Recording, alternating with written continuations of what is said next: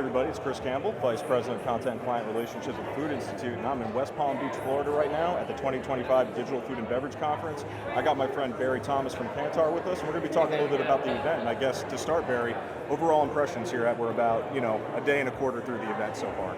Well, I'm originally from Florida, big Florida Gander fan, and it's the worst places to be, right, Chris? I mean, it's beautiful here in Palm Beach, and it's been fantastic. I think a couple of headlines for me are it's digital.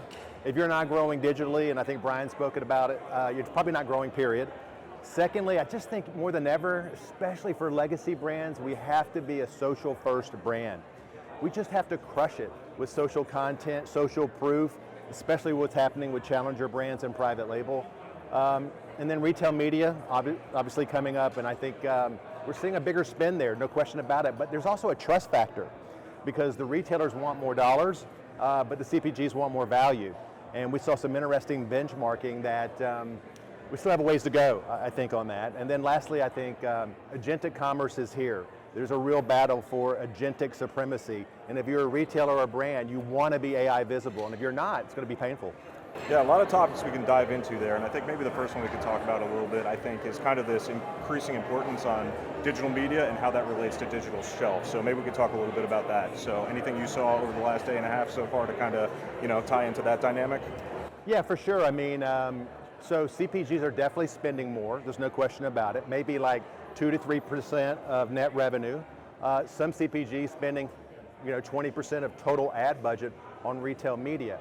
But the question is still, where's the incrementality? Because so much of these media buys, you're not really asked to buy, you're told to buy it. And so if I really want that big, four-way this summer, it's sort of the digital tax I've got to pay. So I'm still looking for incrementality. And I think more and more, on retail media specifically, these networks have to drive brand equity. If you don't drive brand equity, you can't go to the brand team and ask for brand dollars because they're charged with building brand equity. Yeah, I think that's interesting too, and I think one of the things you brought up was, we've seen a couple of different terms for it, like the switch from SEO to GEO. You're talking about, AI-enabled what was the term that you just used there? I mean, AEO, yeah, So, which is kind of like answer engine optimization. Exactly. There's 100 terms, that's one of them. So we're still, I guess, trying to figure out exactly what we're going to call it, but the idea that you're going to be talking to one of these agents from a company, one of the most interesting things I think we saw here was that shift from just, search terms to the actual questions people are actually going to be asking about the product. So maybe we could talk about that a little bit. What are you seeing from the Kantar perspective? Yeah, we're moving to metadata marketing, still kind of defining that. It's unfolding every day. I think you have to back up for a moment. Like, let's just back up. And first of all, what is the agentic web? Like, what is that? So I don't want to plug myself, but I did drop a blog today on that, kind of the 4 A's of the agentic web. And once you understand that, I think, then we can start understanding commerce. But it's definitely moving the bigger CPGs, they're using this term a bit, metadata marketing.